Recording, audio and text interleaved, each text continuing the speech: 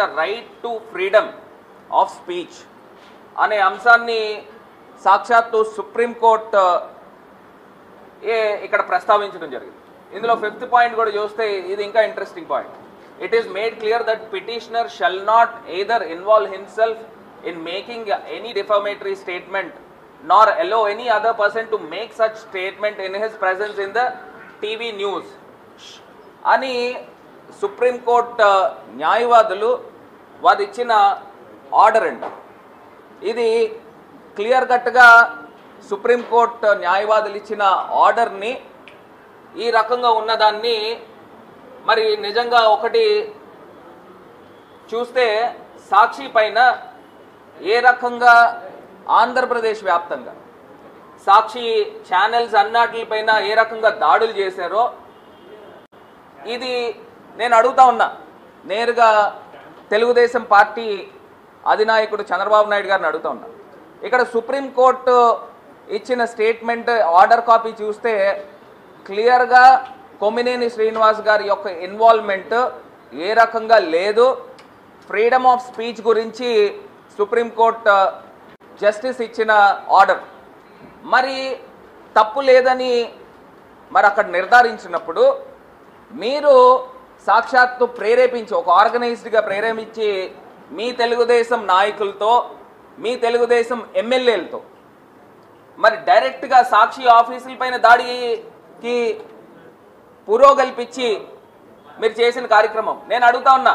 ఇది శ్రీకాకుళంలో సాక్షి ఆఫీస్ పైన దాడి, మరి అదేవిధంగా ఇది విశాఖపట్నం దగ్గర జరిగిన ఇన్సిడెంట్ సాక్షి ఆఫీస్ పైన, ఇది ఈస్ట్ గోదావరి సాక్షాత్తు ఈయన ఎమ్మెల్యేనే డైరెక్ట్గా ఇన్వాల్వ్ అయిపోయి అనపర్తి ఎమ్మెల్యే ఇన్వాల్వ్ అయిపోయి సాక్షి పైన ఏ రకంగా అక్కడ ఉన్న నేమ్ ప్లేట్లు పీకేసిన కార్యక్రమం.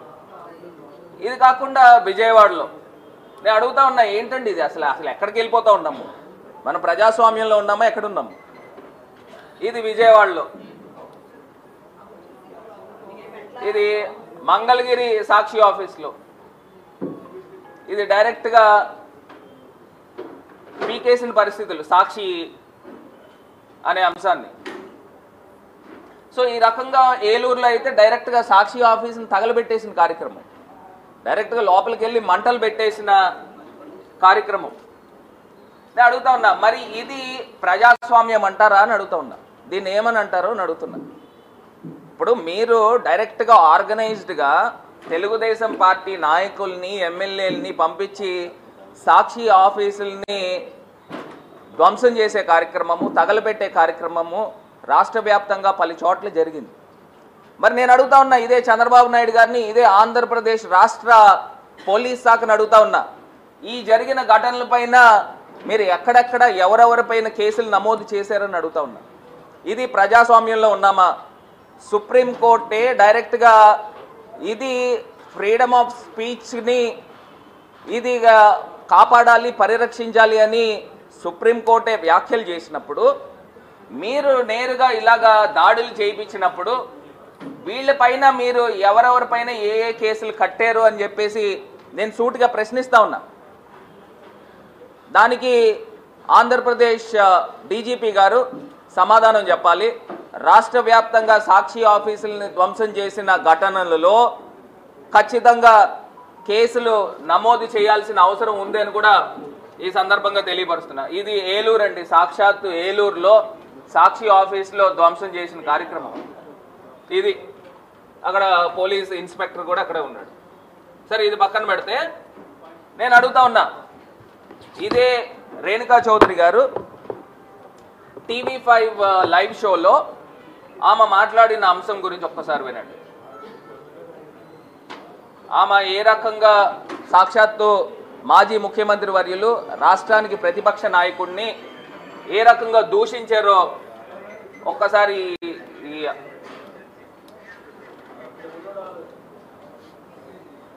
సరే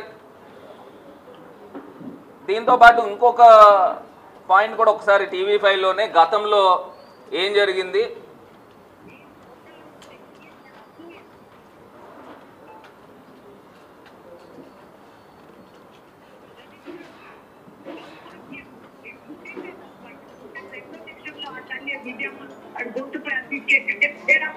వద్దండి అలాంటి మాటలొద్దు. రేణుక గారు మీ ఆవేశం నాకు తెలుసు.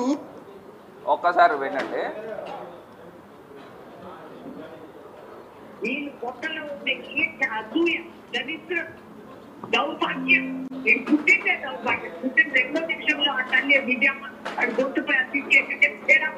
వద్దండి అలాంటి మాటలొద్దు. రేణుక గారు మీ ఆవేశం నాకు తెలుసు. ఈవిడ ఎంపీ గారండి, రేణుకా చౌదరి గారు. డైరెక్ట్గా ఒక టీవీ లైవ్ షోలో సాక్షాత్తు ముఖ్యమంత్రిగా పనిచేసిన జగన్మోహన్ రెడ్డి గారి గురించి, ఆయన పుట్టిన వెంటనేనంట వారి తల్లి గారు పీక నొక్కేసి ఉంటే ఒక పీడ విరగడైపోయింది, ఇదే వర్డింగ్. అసలు మాట్లాడచ్చా? అంటే ప్రజాస్వామ్యంలో ఒక ఎంపీగా పనిచేస్తున్న వ్యక్తి ప్రజాస్వామ్యంలో ఒక టీవీ లైవ్ షోలో మాట్లాడచ్చా? నేను అడుగుతా ఉన్నా ఇదే రాష్ట్ర ప్రభుత్వాన్ని. ఒక ముఖ్యమంత్రిగా పనిచేసిన వ్యక్తి, అంత ప్రజాదరణ కలిగిన వ్యక్తి పైన ఈ రకంగా మాటలు మాట్లాడినప్పుడు నేను అడుగుతా ఉన్నా, రేణుకా చౌదరి గారి పైన ఏం కేసు కట్టారని అడుగుతా ఉన్నా. ఇది కాకుండా ఇంకొక పాయింట్ అండి, ఇక్కడ చూస్తే ఇదే టీవీ5లో ఇంకొక సంవత్సరంన్నర 2 సంవత్సరాల క్రితము ఏపీ రాజధాని నగరం బెజవాడ వ్యభిచార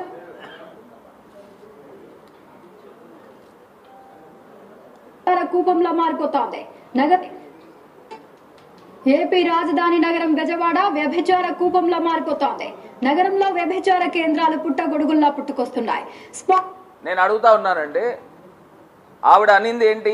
టీవీ5 ఏపీ రాజధాని బెజవాడ వ్యభిచార కూపంలా మారిపోతా ఉంది.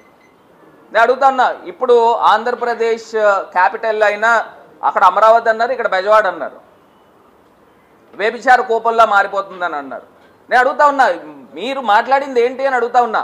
ఆంధ్రప్రదేశ్ బ్రాండ్ ఇమేజ్ ఇక్కడ దెబ్బతినట్లేదా అని అడుగుతా ఉన్నా. 100% ఎవరైతే ఆ జర్నలిస్ట్ కృష్ణంరాజు మాట్లాడాడో దాన్ని పూర్తి స్థాయిగా వైఎస్ఆర్ కాంగ్రెస్ పార్టీ ఖండిస్తూ ఉంది. అసలు అలాంటి మాటలు ప్రజాస్వామ్యంలో మాట్లాడకుండా ఉండవలసింది, దాన్ని పూర్తి స్థాయిగా ఖండిస్తూ ఉన్నాం. మరి ఇప్పుడు మీరు మాట్లాడే మాటలు ఏంటని అడుగుతా ఉన్నా. మీరు ఒక జర్నలిజంలో తెలుగుదేశం ఫేవరబుల్ ఉన్న ఛానల్స్లో ఏ రకంగా మాటలు మాట్లాడుతున్నారు? దీన్ని ఎవరైనా సమర్థిస్తారా? ఈ రకమైన పరిస్థితులు ఆంధ్రప్రదేశ్ రాష్ట్రంలో ఉంది. నేను అడుగుతా ఉన్నా, సాక్షాత్తు పిటిషనర్స్ సుప్రీంకోర్టు, హైకోర్టుని, జ్యుడిషియరీని అప్రోచ్ అయితే కానీ ఇవాళ ఆంధ్రప్రదేశ్ రాష్ట్రంలో ఒక సామాన్య పౌరుడికి ఒక గొంతెత్తే వాయిస్ని న్యాయం జరగదనేది క్లియర్ కట్గా తేటతెల్లమవుతా ఉంది. ఇది నిజంగా చాలా బాధాకరము, చాలా దురదృష్టకరం. ఈ అంశాన్నితో పాటు నెక్స్ట్ మనము వివిధ అంశాల్లోకి వెళ్తే, ఇవాళ రాజమండ్రిలో ఒక నిజంగా చాలా హీనమైన ఘటన రాజమండ్రిలో జరిగింది.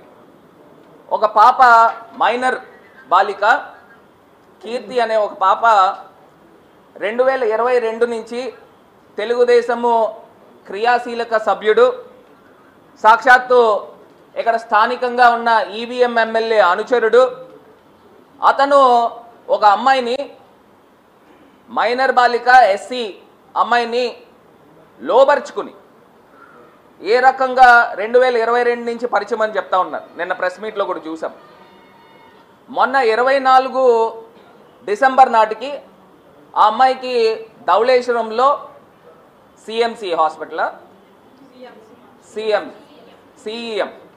సిఎం హాస్పిటల్లో మరి ఎవరి ప్రమేయంతో ఒక అమ్మాయికి అబార్షన్ కూడా కాదు, 8వ నెల వచ్చినప్పుడు, 7వ నెల కంప్లీట్ అయినప్పుడు 8వ నెలలకు వచ్చినప్పుడు ఆ అమ్మాయికి సిజేరియన్ చేసి బిడ్డని బయటికి తీశారు. ఆ బిడ్డ బతికే ఉన్నాడు. బయటికి తీసినప్పుడు ఆ బిడ్డను ఒక్కసారి, ఇదండి బాబు,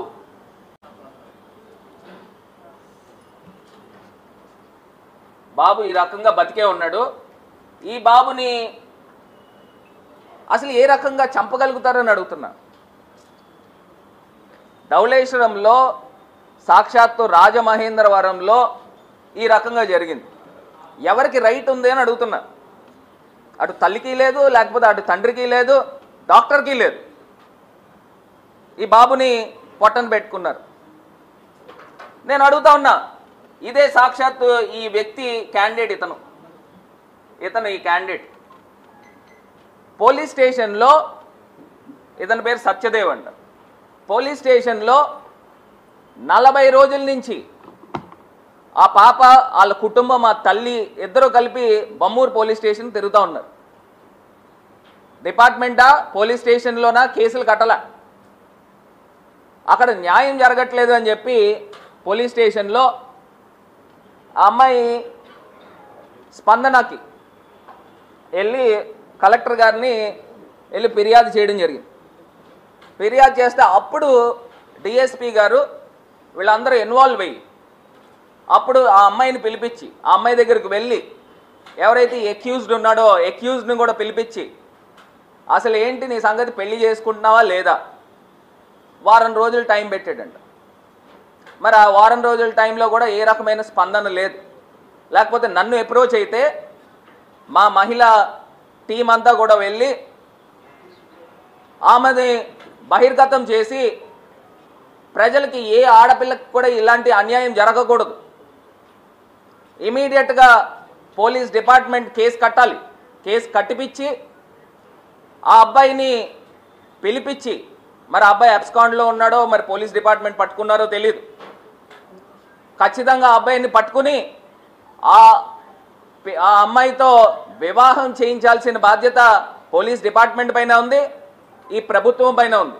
నేను అడుగుతా ఉన్నా, ఇదే సాక్షాత్తు ఈవీఎం ఎమ్మెల్యే ప్రచారాలకు తిరిగినప్పుడు ఈ కుర్రోడు కూడా తిరుగుతున్నాడు. కొంతమంది చెప్తా ఉన్నారు అసలు ఎమ్మెల్యేకి సంబంధం లేదని. మరి సంబంధం లేనోడు ఇలాగా వెళ్తాడా అని అడుగుతాడు ఈ అబ్బాయి. ఇక్కడేమో మాజీ ఎమ్మెల్యే భవానీ గారు తెలుగుదేశం పార్టీ ప్రచారాల్లో తిరుగుతూ ఉన్నారు. ఇది ఎంతవరకు కరెక్ట్ అని అడుగుతున్నా. నేను ఇప్పటిదాకా అడుగుతున్నా, ఈ ఈవీఎం ఎమ్మెల్యేని అడుగుతా ఉన్నా, మనం ఇప్పటిదాకా ఎందుకు స్పందించలేదని అడుగుతున్నా. ఒక పక్కన సాక్షాత్తు ఒక బిడ్డని పొట్టను పెట్టుకున్నప్పుడు, ఈ బిడ్డ చనిపోయినప్పుడు మన కాన్స్టిట్యున్సీలోనే ఒక ఆడపిల్లకు అన్యాయం జరిగినప్పుడు స్పందించాలనే మినిమం ఇంగిత జ్ఞానం లేదా అని అడుగుతా ఉన్నా. కామన్ సెన్స్ ఉందా? మన ఓటరు, మన కాన్స్టిట్యున్సీ, నువ్వు ఇక్కడ ఎమ్మెల్యేవి, స్పందించాలని జ్ఞానం లేదా? ఇక్కడ నీపైన ఆరోపణలు వచ్చినాయి, నీ సంబంధించిన అనుచరుడు అని నీ పైన వేలెత్తి చూపిస్తున్నారు, స్పందించాలని జ్ఞానం లేదా అని అడుగుతున్నా. ఇది కాకుండా ఈ వ్యక్తుల గురించి కొన్ని మాట్లాడదలుచుకోలేదు, కాకపోతే కొన్ని పాయింట్స్ మాట్లాడారు, దాని గురించి నేను ఒకసారి ఇక్కడ ఎత్తుతాను. ఎక్కేసుకుంటూ పోతే రాజమండ్రిలో చాలా మంది ఆడపిల్లలు ఉన్నారు. దిశ పోలీస్ స్టేషన్ కూర్చుంటూ ఏదో సెటిల్ అవ్వడం అంటా ఉన్నాడు. ఇలా చూసుకుంటూ వెళ్తే ఇలాంటి ఆడపిల్లలు రాజమండ్రిలో చాలామంది ఉన్నారంట. దిశ పోలీస్ స్టేషన్ దగ్గరికి వెళ్తే ఇలాంటివన్నీ సెటిల్మెంట్లు జరుగుతూ ఉంటాయి. నేను అడుగుతున్నా, రాజమండ్రిలో ఉన్న మహిళలకి ఈ ప్రబుద్ధులు ఇచ్చే గౌరవం ఈ పాటిదా అని అడుగుతా ఉన్నా. ఎంతవరకు కరెక్ట్ అని అడుగుతున్నా. ఈ మాటలు మాట్లాడొచ్చా అని అడుగుతా ఉన్నా. ఇలాంటి అమ్మాయిలు చాలామంది ఉంటారంట రాజమండ్రిలో. ఇది కాకుండా ఇంకొకటి, ఈవీఎం ఎమ్మెల్యే గురించి ఇతను మాట్లాడుతున్నాడు చూడండి. సంబంధం లేదని చెప్పాడు కదా ఈ ఈవీఎం ఎమ్మెల్యే గురించి. ఇంకోటి ఏం చెప్పాడు వినండి. తప్పు జరిగితే శిక్ష పడాలన్నది వాసు గారు ప్రప్రథమంగా ఇదే సత్య విషయంలో ఇంతకుముందు కూడా జరిగింది. ఆయనే క్లారిఫై చేసి ఆడికి గట్టిగా వార్నింగ్ ఇవ్వడం జరిగింది. ఈయనకి అసలు సంబంధమే లేదు. మరి గతంలో ఇలాంటి సంఘటన జరిగితేనంట ఈవీఎం ఎమ్మెల్యే పిలిచి వార్నింగ్ ఇచ్చాడండి వీడికి. అంటే ఇలాంటి వాళ్ళ నీ కూడా తిరిగే వాళ్ళని అడుగుతున్నా. నేను ఇంకో అంశం కూడా చెప్తున్నా. ఇదే ఈవీఎం ఎమ్మెల్యే పిఏ ఒక రౌడీ షీటర్. ఇదే ఎమ్మెల్యే పిఏ మొన్న నాకు తెలిసి 7-8 సంవత్సరాలు రౌడీ షీటర్ కింద అతని పైన పోలీస్ స్టేషన్లో, ఇదే బమ్మూరు పోలీస్ స్టేషన్లో అతని పైన రౌడీ షీట్ ఉండేది. వీళ్ళు గవర్నమెంట్ వచ్చిన తర్వాత ఇయర్ ఎండింగ్లో ఆ రౌడీ షీట్ తీపిచ్చారని నాకు తెలుస్తూ ఉంది సమాచారం. అంటే మీ గవర్నమెంట్ వచ్చిన తర్వాత రౌడీ షీట్ తీపిచ్చారు. ఇదే ఈవీఎం ఎమ్మెల్యే వాళ్ళ పిఏ రౌడీ షీటర్. ఒక రౌడీ షీటర్ని పిఏ కిందన పెట్టుకుని నువ్వు ఎమ్మెల్యేవా రాజమండ్రికి? దౌర్భాగ్యం. నువ్వు ఎమ్మెల్యేవా రాజమండ్రికి? నీ పిఏ ఒక రౌడీ షీటర్. ఇదా నువ్వు రాజమండ్రి ప్రజలకి ఇచ్చే సమాధానము? అసలు నువ్వేం మెసేజ్ ఇవ్వాలనుకుంటున్నావు? ఉత్తినలా ఈవీఎం ఎమ్మెల్యే అని నువ్వు ఇలా గెలిచావు కాబట్టి నీ బుద్ధి ఈ రకంగా ఉంది. ప్రజలు నిజంగా ఓట్లు వేసి గెలిపించారా లేదా అనేది ఆ భగవంతుడికే తెలియాలి. ఈ రకమైన దౌర్భాగ్యమైన పరిస్థితుల్లో ఇవాళ రాజమండ్రి ఈ పరిస్థితులు కనబడుతున్నాయి. ఈ వ్యక్తులు ఇవాళ రాజమండ్రిలోనంట ఒకటి చెప్తా ఉన్నారు, కొప్పల దెప్పలు ఉన్నారంట. రాజమండ్రిలో చాలామంది ఉన్నారంట. దిశా పోలీస్ స్టేషన్ దగ్గరికి వెళ్తే ఇలాంటి సెటిల్మెంట్లు బోల్ జరుగుతాయంట. వీళ్ళు మాట్లాడుతూ ఉన్నారు ఈ వ్యక్తులు. ఒక ఆడపిల్లకి అన్యాయం జరిగితే నేను అంటా ఉన్నా, ఇప్పుడు ఇద్దరు బిల్లింగ్తో సహజీవనం చేస్తున్నారు, కలిసి ఉన్నారు. నేను అడుగుతా ఉన్నా, ఇక్కడ తప్పు ఏంటంటే ఎక్కడంటే ఆ అమ్మాయి మైనర్. 2022లో ఆ అమ్మాయి 10వ తరగతి చదువుతూ ఉంది, మైనర్. మరి ఒక మైనర్ని లోబరుచుకొని ప్రెగ్నెంట్ చేసి ఆ ప్రెగ్నెంట్ని తీయించి, అబార్షన్ కూడా కాదు, సిజేరియన్ చేయించి బాబు బిడ్డ బతికి ఉండగానే బయటికి తీశారు. అంటే నెలలు నిండకుండా ఒక బాబుని బయటికి తీస్తే దాన్ని ఇమీడియట్గా తీసుకొచ్చి ఆక్సిజన్ సప్లై ఇవ్వాలి, బాక్స్లో పెట్టి ఆక్సిజన్ సప్లై ఇవ్వాలి. మరి బాబుని బయట వదిలేస్తే ఓ 10 నిమిషాలు 15 నిమిషాల్లో చనిపోయాడంట. మనం ప్రజాస్వామ్యంలో ఉన్నామా అని అడుగుతున్నా. ఈ బాబుని ఇలా చంపడము ఎంతవరకు కరెక్ట్ అని అడుగుతున్నా. ఈ బాబు చనిపోయిన తర్వాత కూడా ఇవన్నీ తెలుసు ఈ ప్రభుత్వానికి, రాష్ట్ర ప్రభుత్వానికి తెలుసు. ఎందుకు స్పందించట్లేదని అడుగుతున్నా. రాష్ట్ర ప్రభుత్వం ఎందుకు స్పందించట్లే? ఒక దళిత బాలికకి ఇంత అన్యాయం జరిగినప్పుడు రాష్ట్ర ఎస్సీ కమిషన్ కానీ మహిళా కమిషన్, ప్రప్రథమంగా మహిళా కమిషన్ ఏం చేస్తున్నారండి? మహిళా కమిషన్ దీనిపైన స్పందించారా? ఎందుకు స్పందించలేదు? రాష్ట్ర ప్రభుత్వం ఎందుకు స్పందించలేదు? ఇదే చంద్రబాబు నాయుడు గారు, ఇదే పవన్ కళ్యాణ్ గారు, ఇదే లోకేష్ గారు ఏం మాట్లాడేవారు? ఆడపిల్లకు అన్యాయం జరిగితే తోలు తీస్తామా? ఈ మాటలు మాట్లాడిన వ్యక్తులు ఎక్కడికి వెళ్ళిపోయారని అడుగుతున్నా. రాష్ట్రంలో ఎన్నో అక్రమాలు, అన్యాయాలు, ఆడపిల్లలపైన అఘాత్యాలు అన్నీ జరుగుతూ ఉన్నాయి.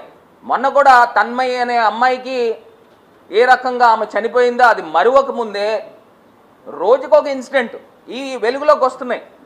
అసలు వెలుగులోకి రాని ఇన్సిడెంట్స్ ఇంకెన్ని ఉన్నాయో. ఇది చాలా దురదృష్టకరము, బాధాకరము.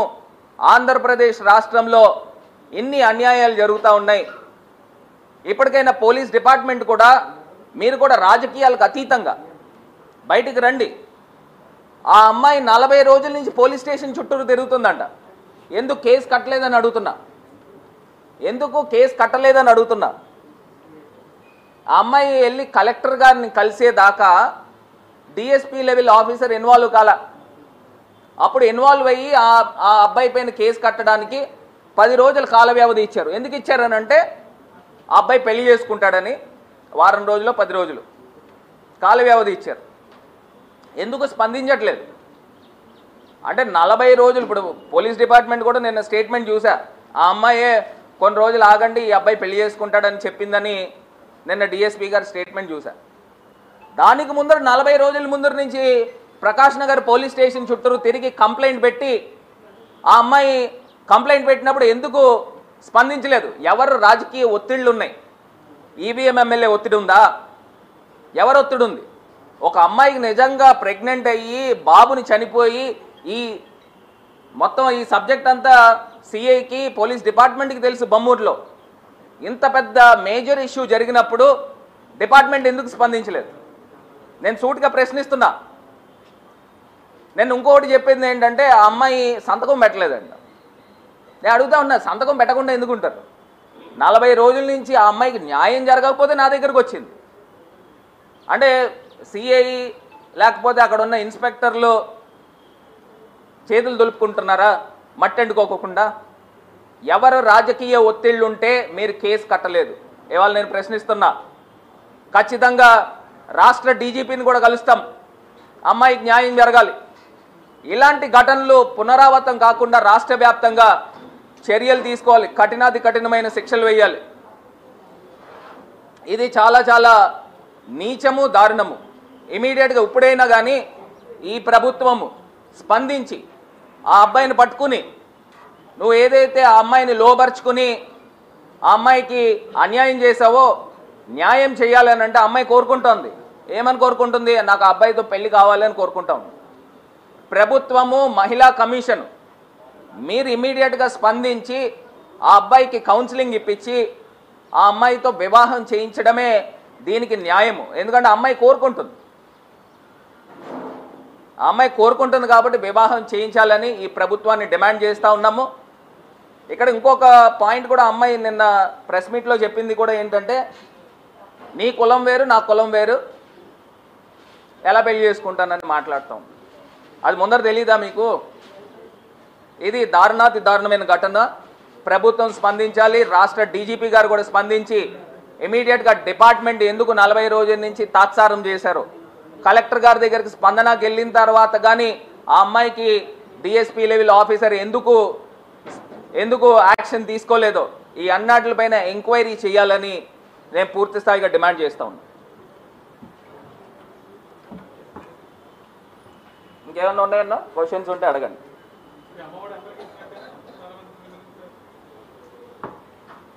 ఇవాళ నేను అడుగుతున్నానండి, రాష్ట్ర వ్యాప్తంగా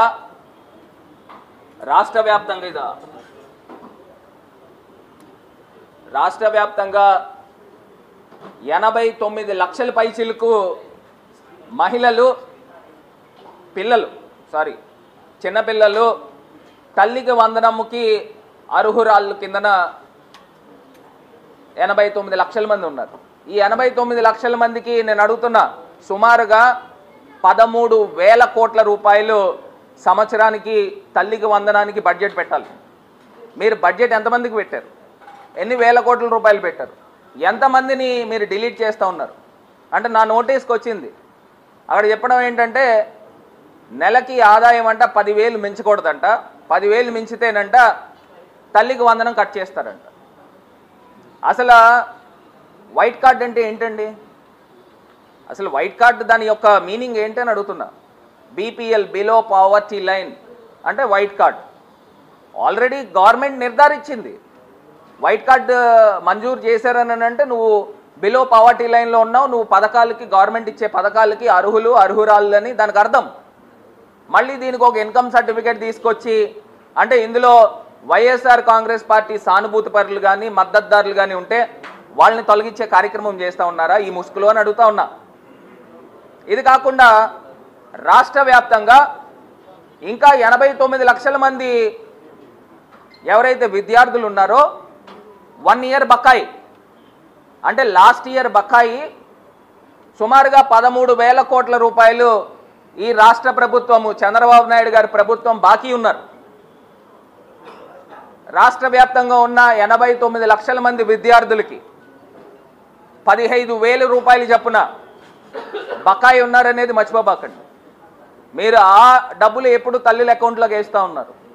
ఇది ప్రశ్నిస్తా. పూర్తి స్థాయిగా ఎంతమంది అయితే విద్యార్థులు ఉన్నారో అంతమందికి కూడా ఖచ్చితంగా మీరు తల్లికి వందనం వేసి తీరాలి. వైఎస్ఆర్ కాంగ్రెస్ పార్టీ మేము ఖచ్చితంగా పోరాటం చేస్తాం. ఇది కాకుండా చంద్రబాబు నాయుడు గారు మొన్న ప్రెస్ మీట్లో కూడా ఒక మాట మాట్లాడారు. ఏమని మాట్లాడారంటే, ఇంక సూపర్ 6 అయిపోయింది, ఇంకా సూపర్ 6 గురించి ఎవరైనా మాట్లాడితే నాలిక అన్నాడు. అంటే నాలిక అంటే ఏంటి? మీ నాలిక అన్నాడు. అసలు ఇలా మాట్లాడచ్చా? సూపర్ 6 ఎక్కడైపోయిందండి? అసలు ఎక్కడైపోయింది సూపర్ 6? మీరు రైతు భరోసా వేశారా? మహిళలకి నీకు 15,000 అన్నారు, 15,000 మాట పక్కన పెడితే 13,000 వేస్తున్నారని విన్నాను. మరి 18,000 ఏమైందని అడుగుతున్నా. మరి 18 సంవత్సరాలు దాటిన ప్రతి మహిళకి కూడా 18,000 వేయాలి కదా సంవత్సరానికి, అంటే నెలకి 1,500. ఇది కాకుండా 50 సంవత్సరాలు దాటిన బీసీ ఎస్సీ మహిళలకి మైనారిటీ మహిళలకి మీరు పెన్షన్ ఇస్తా అన్నారు 4,000 రూపాయలు. మరి ఎక్కడ ఉంది? ఎక్కడ ఇస్తా ఉన్నారు? సూపర్ 6 ఎక్కడైపోయిందండి? సూపర్ 6 ఎక్కడైపోయింది? నిరుద్యోగులకి 3,000 రూపాయలు నిరుద్యోగ భృతి ఇస్తా అన్నారు, ఎక్కడిచ్చారు? మరి సూపర్ 6 ఎక్కడైపోయింది? అలా ప్రారంభమే పూర్తిగా కాల, ఇంకా సూపర్ 6 అయిపోయింది, ఇంకెవరైనా మాట్లాడితే మీ నాలుక అని మింగేశారు. ఇది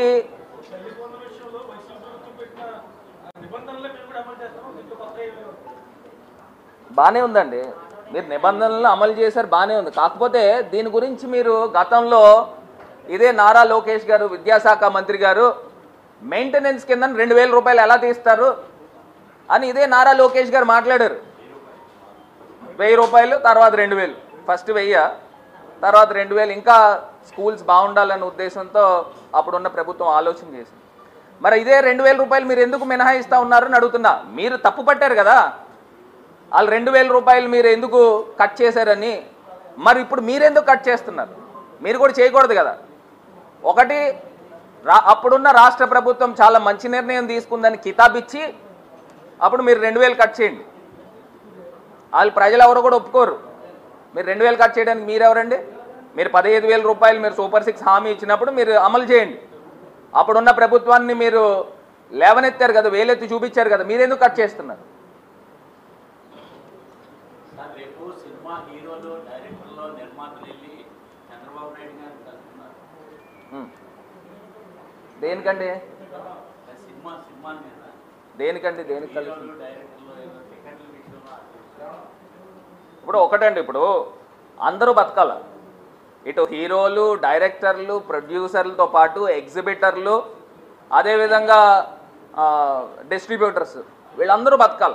ఇక్కడ ఎలా కనబడుతుందంటే గతంలో జగన్మోహన్ రెడ్డి గారు కూడా ప్రజలకి, సినిమా సామాన్యులకి అవకాశం కల్పించాలని టికెట్లు నియంత్రణ చేశారు రేటు విషయంలో. అప్పట్లో మరి నెంబర్ ఆఫ్ ఫుట్ ఫాల్స్ థియేటర్స్కి వస్తే ఖచ్చితంగా ఎగ్జిబిటర్లు బతుకుతారు, డిస్ట్రిబ్యూటర్లు బతుకుతారు. ఇక్కడ 1,000 కోట్ల రూపాయల సినిమాకి ఆదాయం వస్తుంది. ఈ 1,000 కోట్ల రూపాయల సినిమా ఆదాయం ఎవరికి వెళ్తుందండి? హీరోలకు వెళ్తుంది, డైరెక్టర్లకు వెళ్తుంది, ప్రొడ్యూసర్లకు వెళ్తుంది. మరి ఎగ్జిబిటర్లకి, డిస్ట్రిబ్యూటర్లు నష్టపోతూ ఉన్నారు. అందరూ సమానంగా బతకాలంటే ఎప్పుడైతే రేట్లు నియంత్రణ జరుగుతుందో ఖచ్చితంగా సినిమా షోస్ కూడా ప్రజలు వస్తారు. ఇప్పుడు సినిమా టికెట్ నాకు తెలియదు ఎంత ఉందో, 200, 250 ఎంత ఉంది.